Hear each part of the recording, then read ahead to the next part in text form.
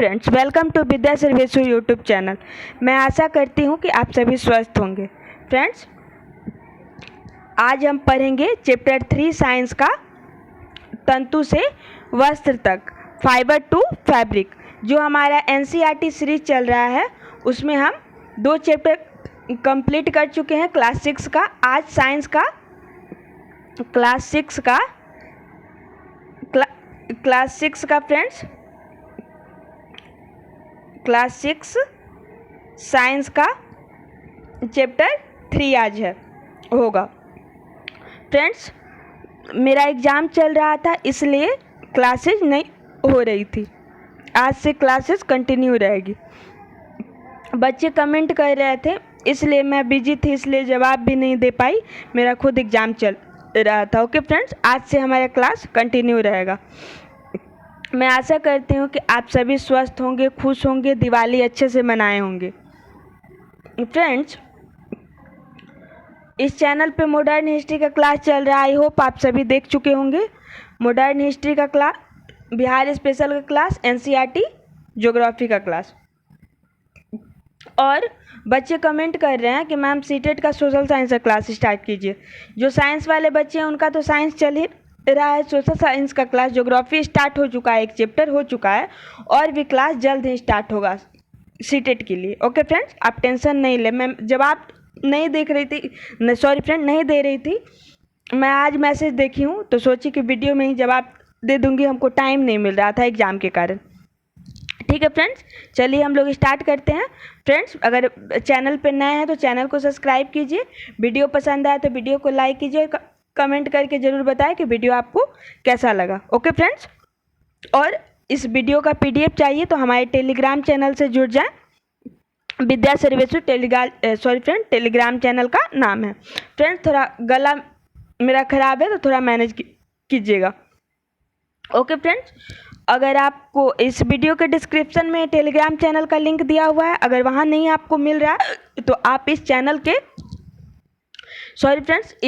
आप डिस्क्रिप्शन में जाओगे, वहाँ पे भी मिल जाएगा टेलीग्राम लिंक। ओके फ्रेंड्स, चलिए स्टार्ट करते हैं।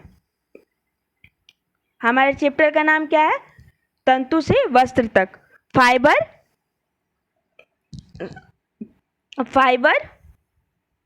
To fabric. फ्रेंड्स, हम पहले ही बोल चुके हैं कि जो बच्चे अगर इंग्लिश वाले हैं उनका भी मैं इंग्लिश में यूज करूँगी टर्म। आप लोग पढ़ सकते हो, मैनेज कर सकते हो, क्योंकि इस स्लाइड में 2 लैंग्वेज नहीं आ सकता और बहुत स्मॉल दिखेगा, इसलिए मैं एक लैंग्वेज यहाँ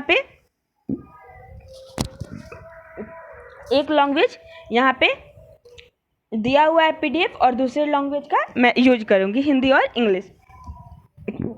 पहले भी आप लोगों को बता चुकी हूँ कि ये दोनों लैंग्वेज इंपॉर्टेंट है। ओके, हिंदी वाले ये नहीं समझे कि इंग्लिश नहीं पढ़ना है, इंग्लिश वाले ये नहीं समझे हिंदी नहीं पढ़ना। एक बार फिर बोल दे रही हूँ फ्रेंड्स, मेरा गला खराब है लेकिन आप लोगों के बहुत सारे कमेंट आ रहे थे तो हमको ये क्लास लेना पड़ा। ओके फ्रेंड्स, थोड़ा मैनेज कीजिएगा। चलिए फ्रेंड्स, तंतु से वस्त्र तक, फाइबर टू फैब्रिक। हमारे एनसीईआरटी के चैप्टर में 2 कैरेक्टर हैं, पहेली और बूझो। तो चलिए स्टार्ट करते हैं। पहेली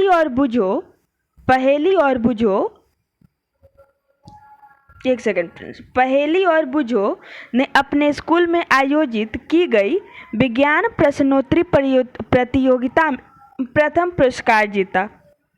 वे दोनों अत्यधिक उत्तेजित थी। क्या थी? एक्साइटेड थी।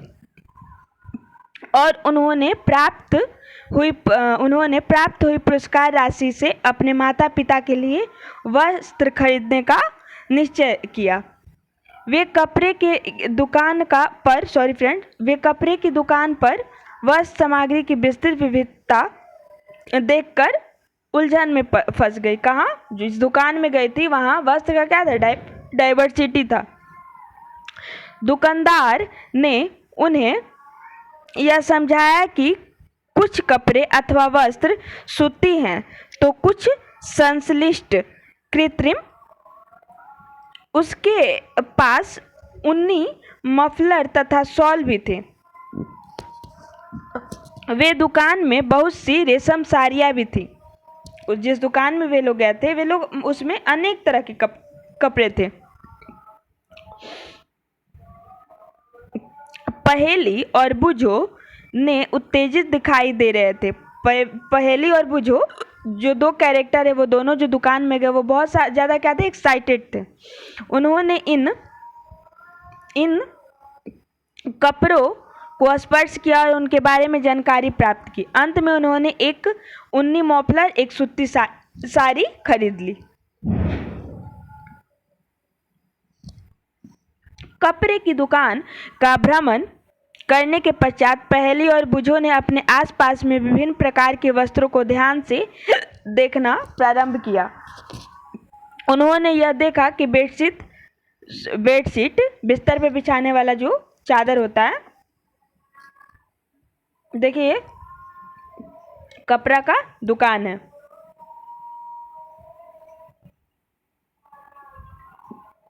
कंबल, पर्दे, मेजपोश, तौलिया और झारन आदि ये सभी भिन्न प्रकार के कपड़ों से बने हैं। यहाँ तक कि उनके अपने वस्त्र तथा बोरे भी किसी प्रकार के वस्त्र से बने हैं। उन्होंने इन सभी वस्त्रों की पहचान सूती, ऊनी, रेशमी अथवा संश्लिष्ट कृत्रिम के रूप में की। क्या आप भी इन वस्त्रों में से कुछ की पहचान कर सकते हैं? आप लोग हर कोई अनेक प्रकार के कपड़े पहनते होंगे। कॉटन, सिल्क, पॉलिस्टर कपड़े पहनते होंगे। कभी ये उस पर ध्यान दिए हो बच्चों कि ये कपड़े किस चीज़ के हैं? अनेक प्रकार के हैं, कॉटन के, पॉलिस्टर के।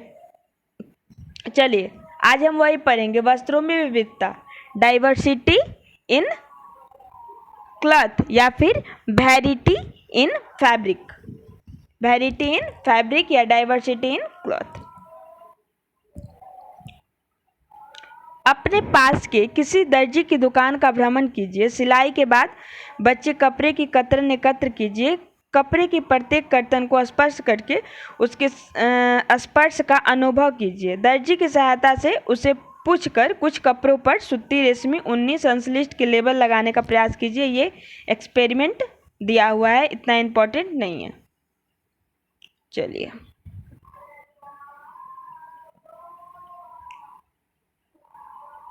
अब देखिए,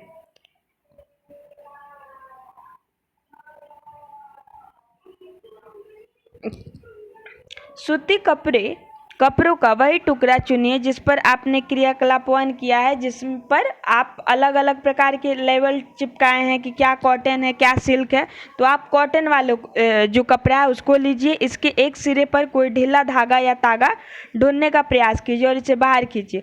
आप अगर देखते होगे, आप कॉटन का कुछ भी टॉयल वगैरह यूज करते होगे, तो आप देखते होगे कि आप एक एक धागा अगर उसका निकालोगे तो वो धागा से बना हुआ है, एक एक धागा से वो बना हुआ है, निकलने लगता है धागा। कुछ इस प्रकार आपका धागा निकलने लगता है। इसको क्या फिर बोलते हैं फ्रेंड? कपड़े से कोई धागा या तंतु खींचना। क्या बोलते हैं फ्रेंड्स? तंतु खींचना।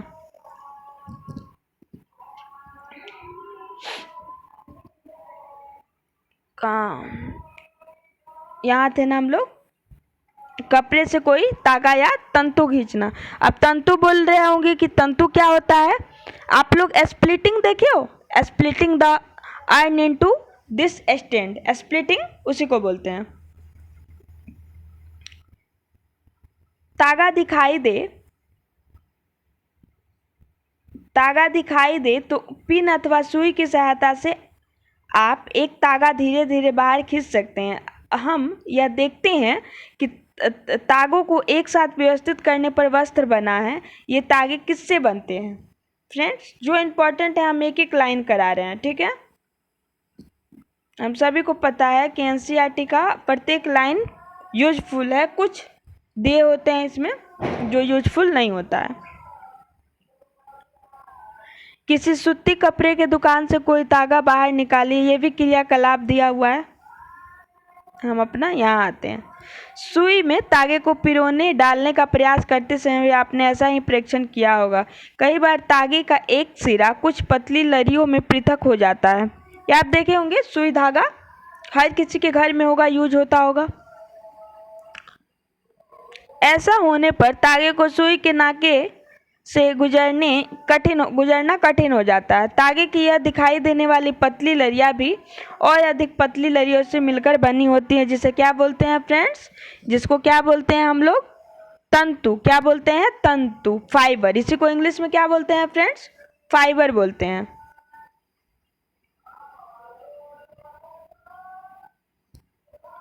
कुछ वस्त्रों जैसी सूती, जूट, रेशमी तथा ऊनी तंतु पादप तथा जंतुओं से प्राप्त होते हैं। इन्हें क्या बोलते हैं?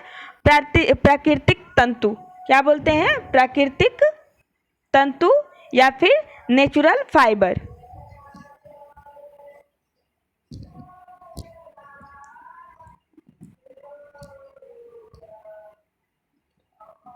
उसके बाद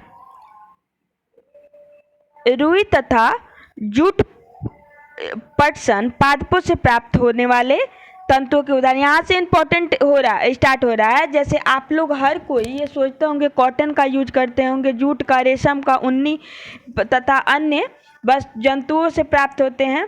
इन्हें हम क्या बोलते हैं? नेचुरल फाइबर, प्राकृतिक तंतु बोलते हैं। रुई और तथा जूट पटसन पादपों से प्राप्त होते हैं। अब इसको भी हम डिवाइड करेंगे, कौन सा प्लांट से प्राप्त होता है, कौन सा एनिमल से प्राप्त होता है। तो जो रुई तथा पटसन होता है, सबके घर में जूट के, पटसन के बोरे बनते होंगे, रुई के तकिया, गद्दा बनता होगा। तो ये सब क्या होते हैं? पादप से यानी प्लांट से प्राप्त होते हैं। ऊन तथा रेशम जंतुओं से प्राप्त होते हैं। एनिमल से क्या प्राप्त होते हैं फ्रेंड्स? ऊन तथा रेशम, वही। और रुई किससे प्राप्त होता है? पादप यानी प्लांट से। ऊन भेड़ अथवा बकरी की कर्तित ऊन से प्राप्त होती है। इसे खरगोश, याक तथा ऊंट के बालों से प्राप्त होता है। अब किसके बालों से प्राप्त होता है? खरगोश, याक और ऊंट। खरगोश, याक और ऊंट। उसके बाद आगे चलिए।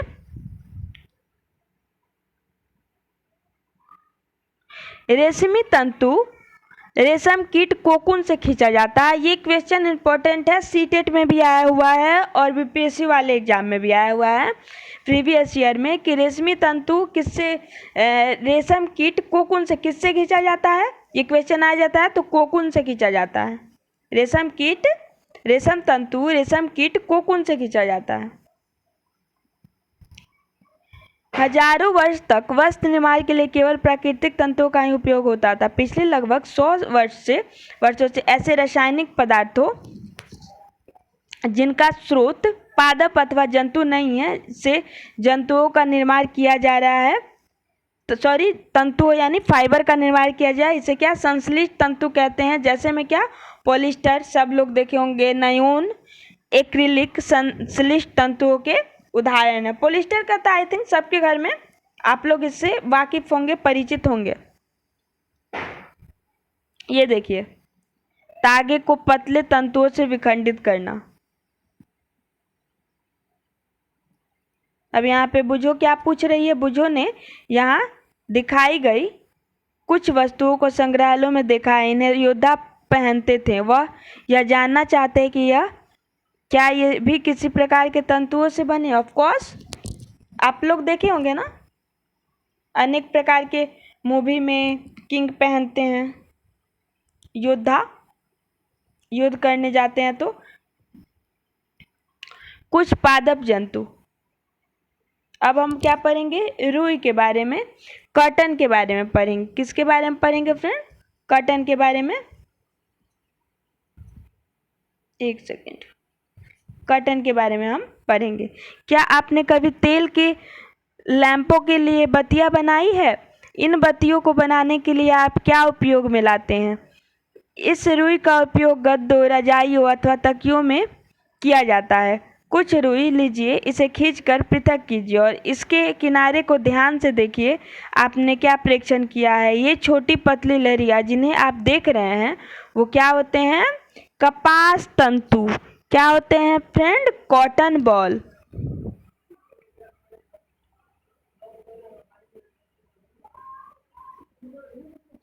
कॉटन का क्या होता है? फाइबर। रुई कहाँ से आता है? सबके दिमाग में चल रहा है ये क्वेश्चन। कॉटन आखिर आता कहाँ से है? इसे खेतों में उगाया जाता है।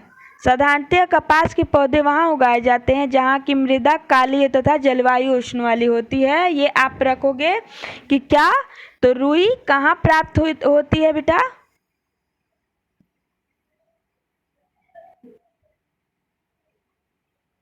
रुई कॉटन जो है कहाँ प्राप्त होती है? वहाँ पे प्राप्त होती है जहाँ पे क्या होता है? काली मृदा हो। क्या हो फ्रेंड्स? क्या हो? काली या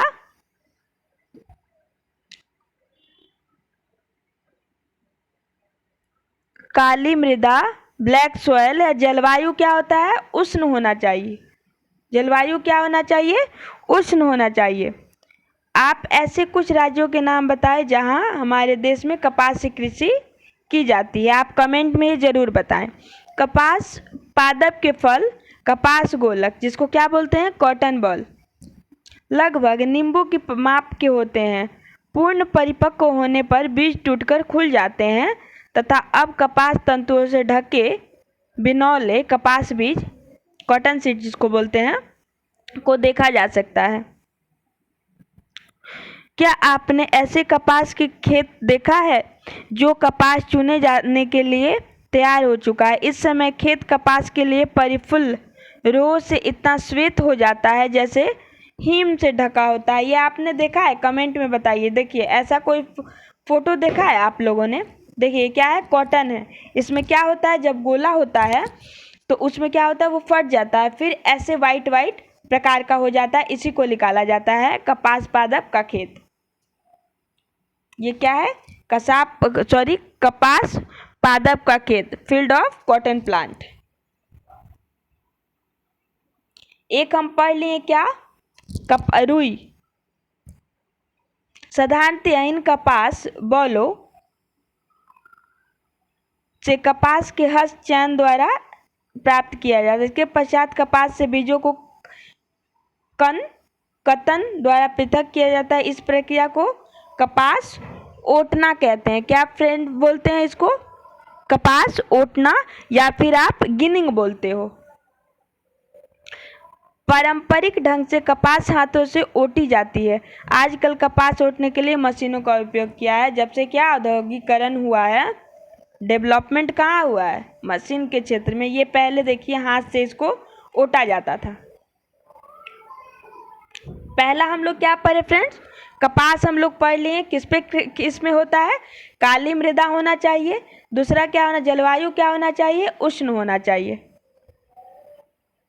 ठीक है, इसको आप याद रखोगे।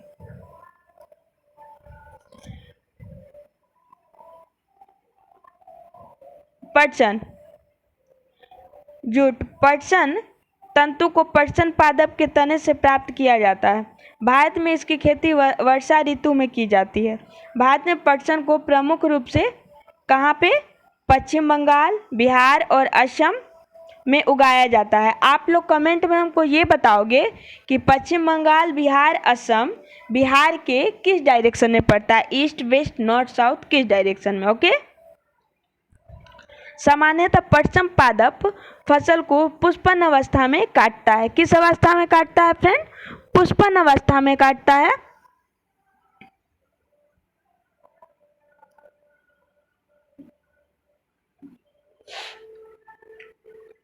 फसल कटाई के पश्चात पादपों के तनों को कुछ दिनों तक जल में डुबाकर रखते हैं। ऐसा करने पर तने गल जाते हैं और उन्हें पटसन तंतुओं से हाथों द्वारा पृथक कर दिया जाता है। वस्त्र बनाने से पहले इन सभी तंतुओं को तागों में परिवर्तित कर लिया जाता है। ऐसा कैसे किया जाता है? अब ऐसा कैसे किया जाता है? पटसन में आप देखो तो क्या प्रोसेस आपको बताया। इसको पुष्पन अवस्था में पहले क्या किया जाता है? काट लिया जाता है। पुष्पन अवस्था में काट लिया जाता है। उसके बाद इसके पादप के तनों को कुछ दिनों तक क्या किया जाता है, डुबा कर रखा जाता है। उसके बाद तने गल जाते हैं। जब तने गल जाते हैं तब उसको क्या किया जाता है, हाथों द्वारा पृथक कर दिया जाता है। उसके बाद ये तागे क्या परिवर्तित कर दिया जाता है वस्त्र बनाने के लिए। ठीक है, तो दो हम पढ़ लिए, कपास और पटसन।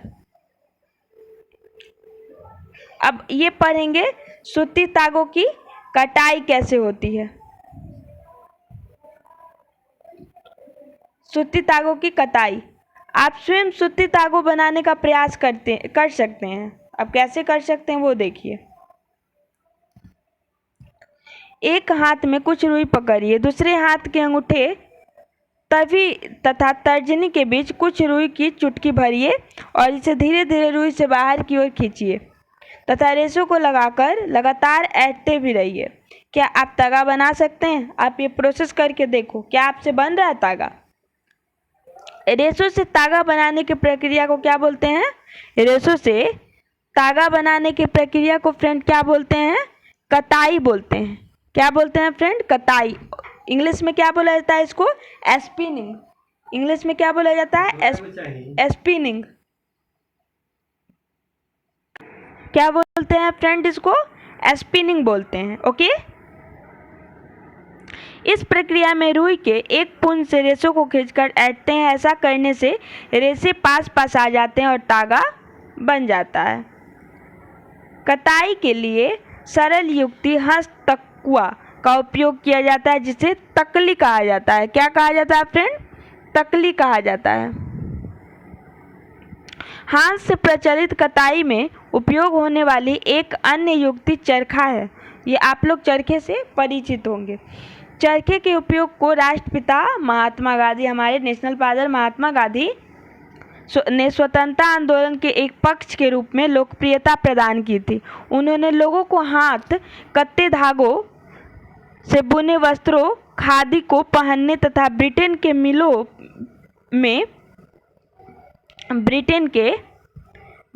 मिलों में बने आयोजित कपड़ों का बहिष्कार करने के लिए प्रोत्साहित किया था। आप लोग को सभी को पता है, जो नेशनल मूवमेंट पढ़े होंगे, कि महात्मा गांधी जब नेशनल मूवमेंट हो रहा था, चल रहा था, उस समय उन्होंने क्या किया था? स्वदेशी पे ज़्यादा जोर दिया था, विदेशी का बहिष्कार किया था। जब ब्रिटेन, अंग्रेज यहाँ पे क्या कर रहे थे? हुकूमत कर रहे थे। खादी के प्रचलन को बढ़ावा देने के लिए भारत सरकार ने 1956 में एक, देखिए, चरखा संगठन का निर्माण किया। कब किया था फ्रेंड्स? ये निर्माण कब किया था? आप लोग कमेंट में बताओ। 1956 में। कब किया था? 1956 में। बृहत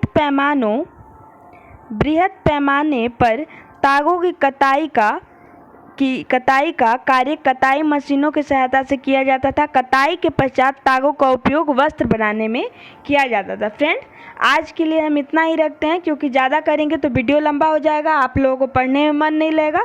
इसलिए इसका नेक्स्ट पार्ट अगले वीडियो में डाला जाएगा। ठीक है, नेक्स्ट पार्ट इसके बाद आएगा। ठीक है फ्रेंड्स, अभी के लिए इतना ही, क्योंकि वीडियो बहुत ज़्यादा लंबा हो जाएगा तो आप लोगों को पढ़ने में दिक्कत होगा, इसलिए नेक्स्ट पार्ट इसके बाद आएगा। ठीक है, चलिए फ्रेंड, अभी के लिए थैंक यू सभी। अगर बच्चे कोई नए हैं तो चैनल को सब्सक्राइब कर लीजिएगा, वीडियो को लाइक कीजिएगा, पसंद आए तो और कमेंट करके जरूर बताएं वीडियो कैसा लगा। ठीक है फ्रेंड्स, चलिए, राधे राधे, जय Shriman Narayan, bye friend, thank you.